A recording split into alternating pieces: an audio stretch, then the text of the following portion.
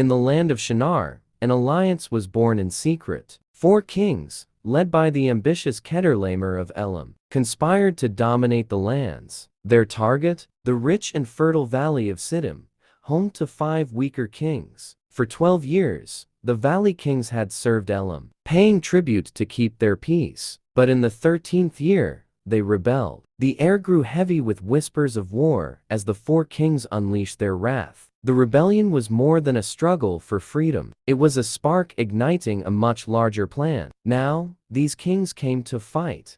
Kedorlaomer, king of Elam. Title, king of Goim. Amraphel, king of Shinar. And Arioch, king of Elasar.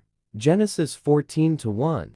The valley of Siddim became a battlefield. The kings of Sodom, Gomorrah, Admah, Zeboim, and Bela stood no chance against the seasoned armies of Elam and its allies. The ground betrayed the defenders, for tar pits lay hidden across the valley. As the 5 kings fled, many of their men fell into the pits or were struck down by pursuing enemies. And the valley of Siddim was full of tar pits. And as the kings of Sodom and Gomorrah fled, some fell into them, and the rest fled to the hills. Genesis 14:10. The victors plundered the cities, taking goods, food, and captives, including Lot, the nephew of Abram, who had chosen to dwell in Sodom. Far from the chaos of war, Abram dwelt peacefully in the oak groves of Mamre. When a lone messenger arrived with news of Lot's capture, Abram's heart burned with righteous anger. Though he was not a warrior by trade, Abram gathered 318 trained men from his household. When Abram heard that his relative had been taken captive, he called out the 318 trained men born in his household and went in pursuit. Genesis 14:14. Abram's resolve was not born of vengeance, but of loyalty and justice. He placed his trust in God, knowing that victory would come not from numbers, but from faith.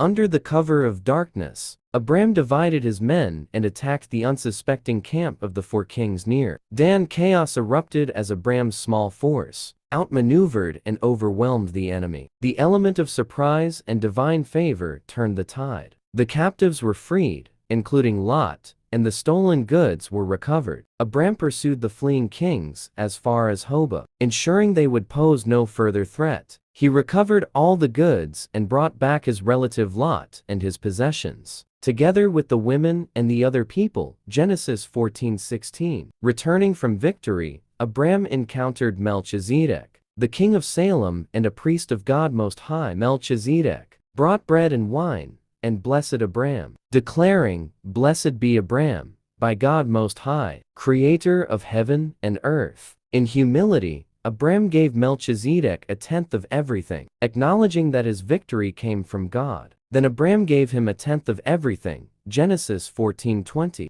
The king of Sodom offered Abram the spoils of war, but Abram refused, saying, "I have sworn an oath to the Lord, God Most High, that I will accept nothing belonging to you, so that you will never be able to say I made Abram rich." Abram's focus was on God's promise, not earthly riches. His integrity shone brightly, leaving an enduring example of faith and honor. But Abram said to the king of Sodom, "I have raised my hand to the Lord, God Most High, and have taken an oath that I will accept nothing belonging to you." Genesis 14:20. Genesis 14 is a story of courage, faith, and divine providence. Abram's journey from a peaceful nomad to a victorious leader demonstrates that true strength lies in trusting God. Each moment, from the night raid to the blessing of Melchizedek, reflects the greater narrative of God's plan to bless Abram and make him a father of nations. Let this story remind us that in life's battles, victory is found not in numbers or power,